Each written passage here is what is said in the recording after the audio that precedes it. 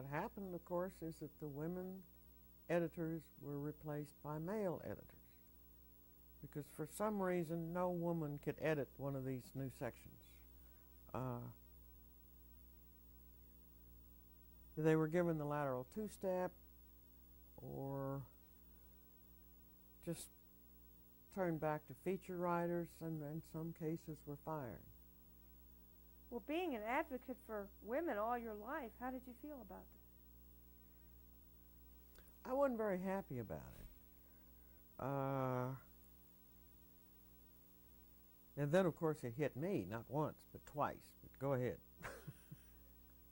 Well, how did the St. Petersburg Times, where you were working at this point, deal with the feminist complaints, and where did that leave you? The St. Petersburg Times decided to change its women's section into a general feature section with a great deal of emphasis on entertainment and entertainment personalities. This was copied on the Washington Post style section. They still kept food and fashions and home furnishings, but the whole emphasis was changed, and I ended up as the number 3 person.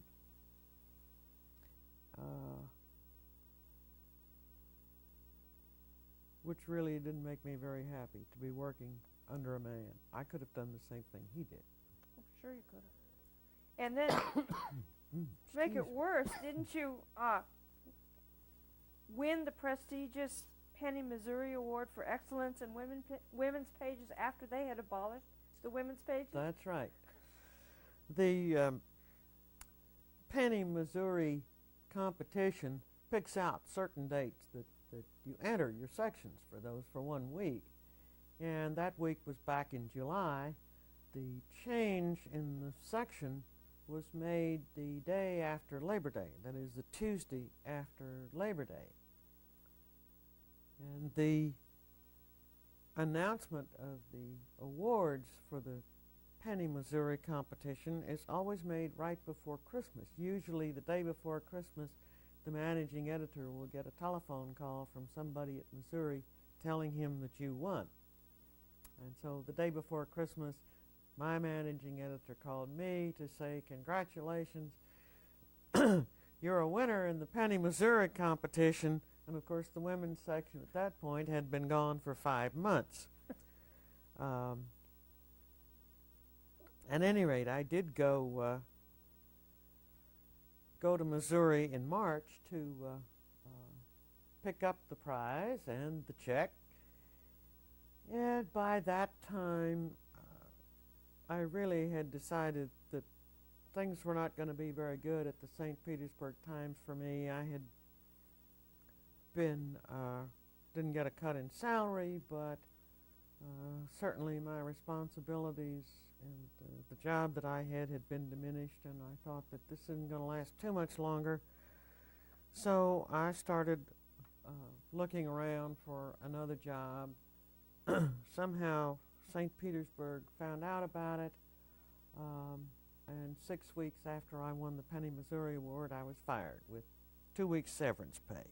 Mm. Was it hard to find another job when newspapers were dropping the women's sections where you had all this experience? Yes, it took me about, I had been looking for probably a month and a half before before being fired, and it took another 2 months before I finally was able to get a job as women's editor on the Philadelphia Bulletin. You felt good about that, didn't you? Big paper. And yes, I thought at that point that I really had it made. The Bulletin, of course, is one of the most famous papers in the country at the time. And it was a major metropolitan daily, and I thought, well, you've reached the pinnacle of your career now. This is it. And then I found out that things are not always what they seem. The Bulletin was... the editor at the Bulletin, the features editor, he was an assistant managing editor, my boss. was an extremely difficult man to work for. I think basically he just didn't like women. And he second-guessed everything that I did. He made a point of demanding that the reporters give him a copy of their stories at the same time they turned them into me, and then he would try to get them edited before I did and send me, always in memo form, on half sheets of paper, a memo criticizing their grammar, saying, why are we allowing this to go through, just one criticism after another before I had ever had a chance to look at the story and see it. You never had a chance to edit it. He just criticized them before you saw He them. criticized them before I edited them.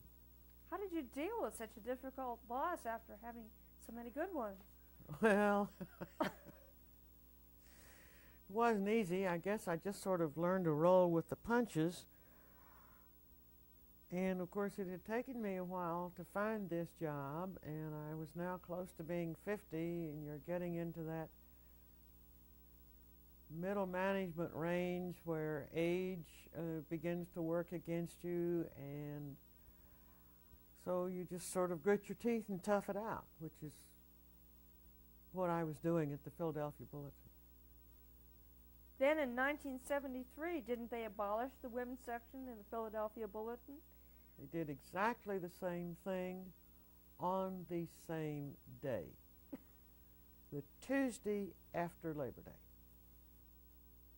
And of course, I was totally incompetent to edit the focus section, which is what the Philadelphia Bulletin called it.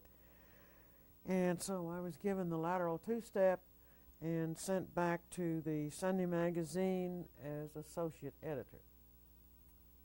And the editor back there didn't know what to do with me, and so for the next 14 months I read page proof. And he never once allowed me to read a manuscript that was submitted to his magazine. Who did that?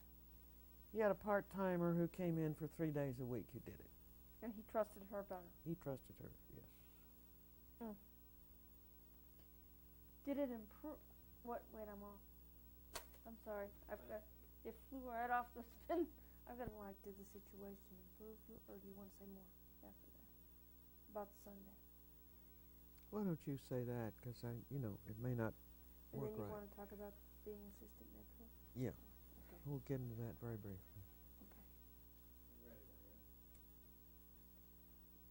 Did the situation ever improve for you? Did you get off that Sunday magazine? After 14 months, I finally did. We had a new executive editor who reorganized the paper and established two very bright young men as what they called metro editor and deputy metro editor, and they reached back into the magazine section and pulled me out and made me assistant metro editor in charge of the beat reporters. Now these were the education writer, the medical writer, the transportation writer, the people in our State Capitol Bureau in Harrisburg. There were 14 of them in all. And that just gave me a complete new lease on life. It took quite a while for me to get over it. Really, those were the darkest days of my life and destroyed a great deal of my self-confidence. And when I first got out there on the Metro desk, I would be over to the Metro editor, whose name was Jim Tunnell, showing him every story, asking him questions about all this. And one Saturday, he slapped down his pencil, and he says, "Marge, you've got to stop this. You're acting like somebody who's been burned. I trust you. Just go ahead and do it." So, I finally got over it, yes. Slowly, I got over it. And you had another very great chance to regain your self-confidence, because during that time, when you were working with Jim Tunnell, you had an opportunity to be named the editor of the 8-page tabloid newspaper published in Mexico City during the UN World Conference for International Women's Year in 1975. Tell me how that came about. That was more luck.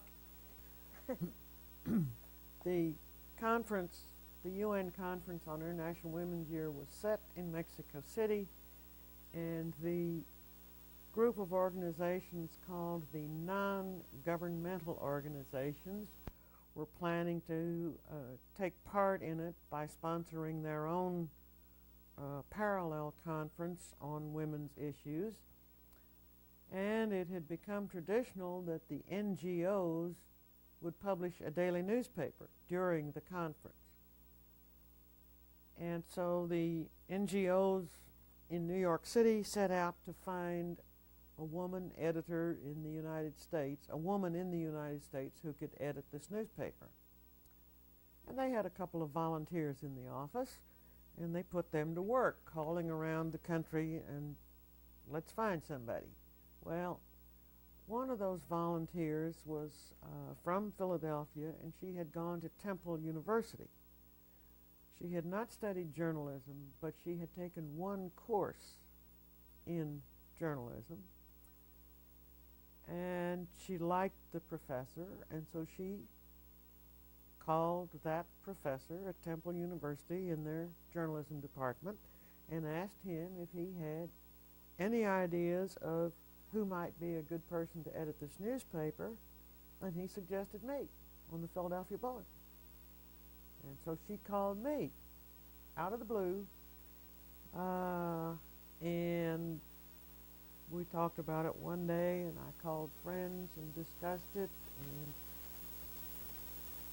decided yes, I would try to do it. I went into the newspaper the next day to ask for a leave of absence, and both the Metro editor and his deputy were just beside themselves with excitement. Oh, you've got to do it, Mark. You've got to do it. They were the neatest young men in the world. And so I agreed, and in June of '75 I went to Mexico City to edit the paper. It was a bilingual newspaper, half Spanish and half English, and I don't speak Spanish, but we hired a translator. We hired 3 Spanish writing reporters, 3 English writing reporters, and a photographer, and that was our staff. And we put out the paper. It was not easy, but we did it. Did you have an adequate staff and adequate facilities to work in?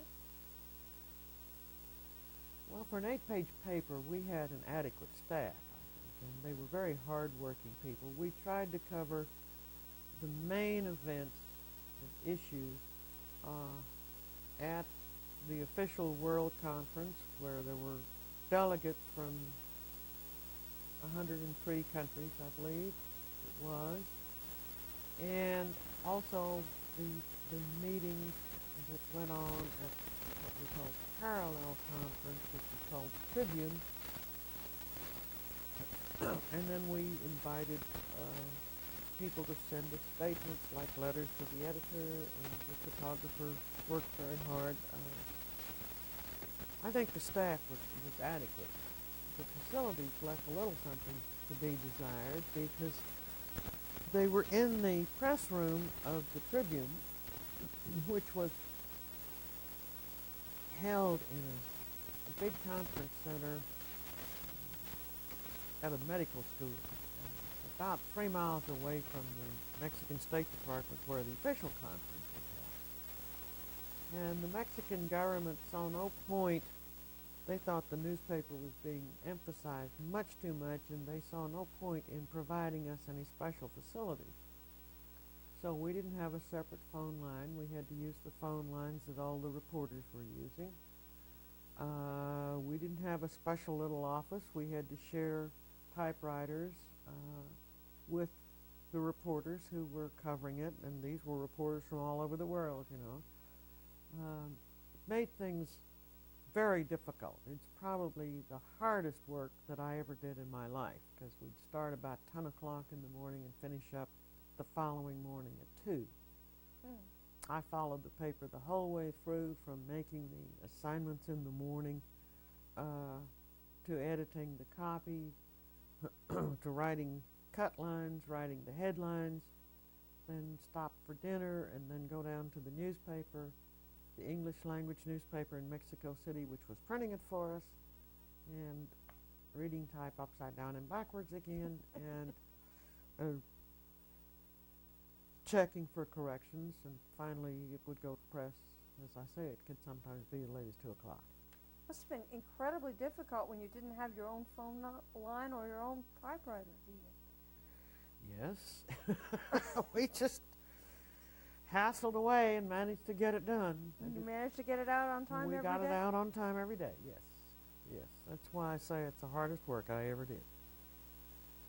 It was like being a publisher, wasn't it?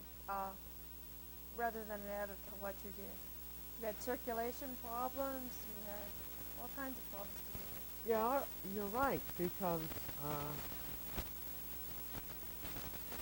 the Mexican government had agreed to deliver the printed copies of the paper to the official conference, to the Tribune, and to some of the major hotels around Mexico City where most of the delegates were staying, but they didn't always do it. One day the van that was supposed to deliver all the papers was off with a television crew. And so our papers, which had been printed since 4 o'clock in the morning, were still sitting on the dock at the newspaper when we caught up with it about 9 o'clock in the morning. And that day one of the reporters hired a cab and piled some of the papers into the trunk of the cab, took them out to the official conference site, and came back and got some more and took them to the Tribune. We thought stuff like that all the time. It was not easy. But you were very proud of the results, weren't you? Very proud, yes. Now, when I was going to say, I think that's probably the most important thing I've ever done. Now, when you came home, back to the bulletin, how did you find they had covered the conference, and did they give you any notoriety in the paper for this job that you've been performing for a month? Well, don't be funny. No. They covered the confrontations, the arguments. They were covered in the bulletin. There was certainly nothing of substance. As far as giving me any notoriety, they never announced that their assistant metro editor was going to Mexico City to run the paper. They never announced it? They never announced it, no. Friends around town had no idea that I had gone down there and done it. I came back and checked the the back issues of the bulletin and some other, the other paper, the Inquirer. I looked at some of the exchanges to see what the papers had done, and mostly they had simply covered the confrontations and the shouting matches and the arguments, and had not covered very much of any substance, and really hadn't explained what the whole thing was about. So I sat down and wrote a 4-part series on the conference from my perspective as editor of this little paper. And when I finished the series, the Bulletin refused to run it. They said they had run enough on the International Women's Year Conference. I sent the series to about, probably 20 women's editors that I knew over the country, and sold it to 4 newspapers, so I was very pleased with that. At least it got in some papers. But by this time, certainly you were very displeased with the bulletin, and it wasn't about time that you started a job search? The way I was treated after this International Women's Year Conference, after Mexico City, convinced me that it didn't matter what, I had to get out of the bulletin. The paper by this time was the second paper in town. It was losing money. There were people around town who gave it 10 years, and that's all. And I decided it really doesn't matter. You have got to get out. And then I was faced with the prospect of job hunting, again of being in sort of middle management, where jobs are much harder to get, of getting a pretty good salary. It was up to $22,000 by that time, of possibly being overpriced for a lot of newspapers, you know. So I decided, How old were you at this point? Mid-50s? well, this was 70, yes. That was another problem. No, this was 75. I was 52 at this point. I went to the Bulletin in 70 and left there in the spring of 76. So I was 52.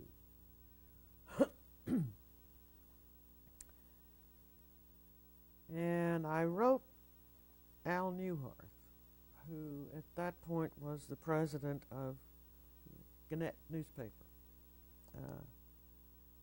company.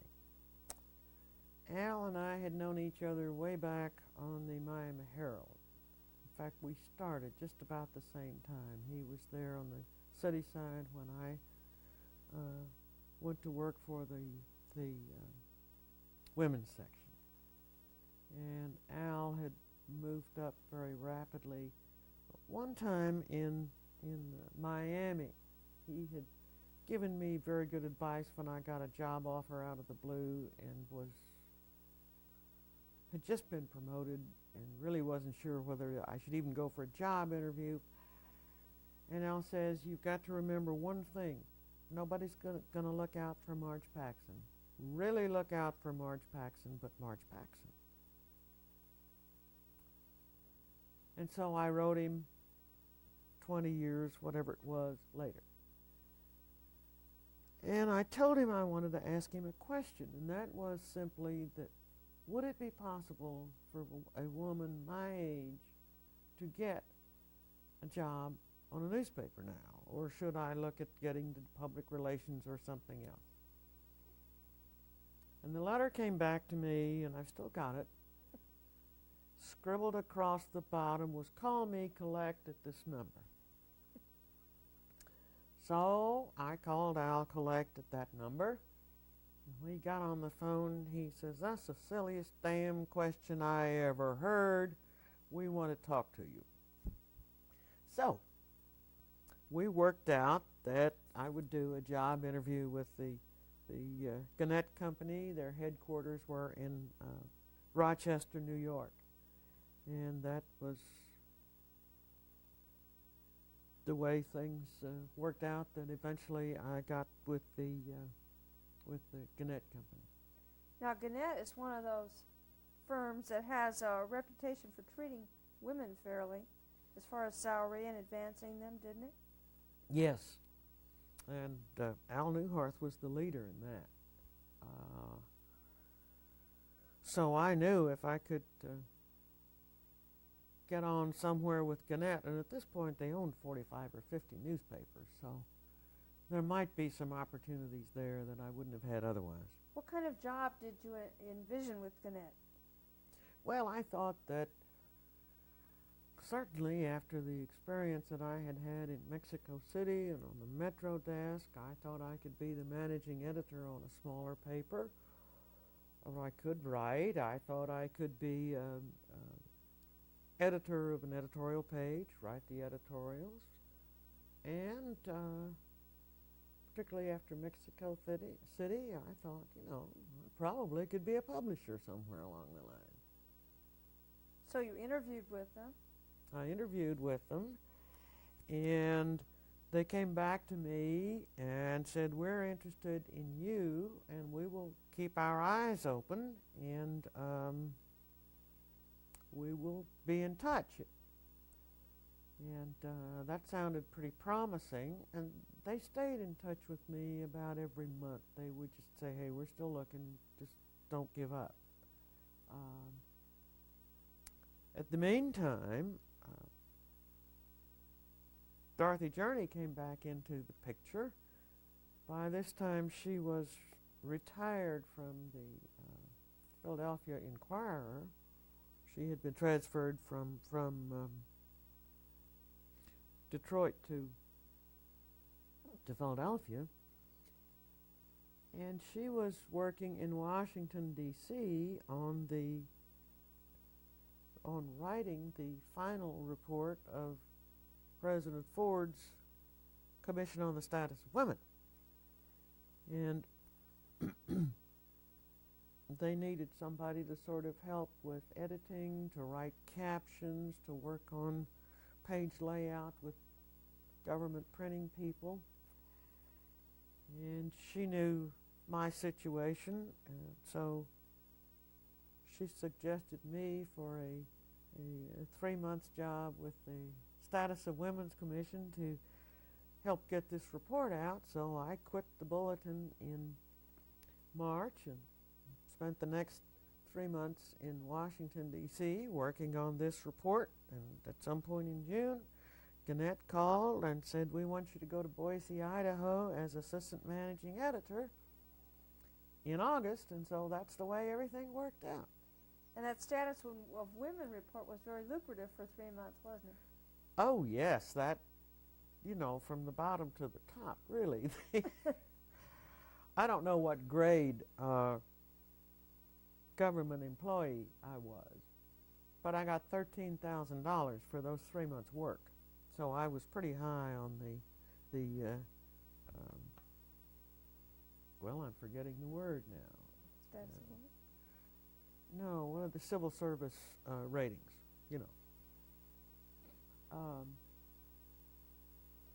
and it really came in very handy. I rented a little one-room apartment in Washington.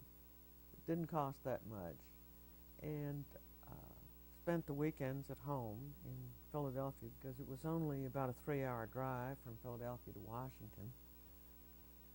And then when I got out to Boise, I began to look for a house. I owned the house in Philadelphia, or was paying the mortgage, And I wanted to buy a house in Boise. Found one, and there was enough of that $13,000 left over that I could make the down payment on that house. So then I became an absentee landlord because I thought I would retire back in Philadelphia and own my house in Boise. Everything just worked out fine, and suddenly I was with Gannett. And was that job satisfying in Boise? Yes, it was a great learning experience. It's a very nice place to be. I'd never been out west, and I thoroughly enjoyed driving around seeing the country. The job itself was great because I was helping to make up page one day a week, and I was doing scheduling, and for the first time in my life, I was dealing with the budget of the newsroom, because up to then, women's editors just didn't deal with budgets in any way, shape, or form. But I had a very good time. I liked it.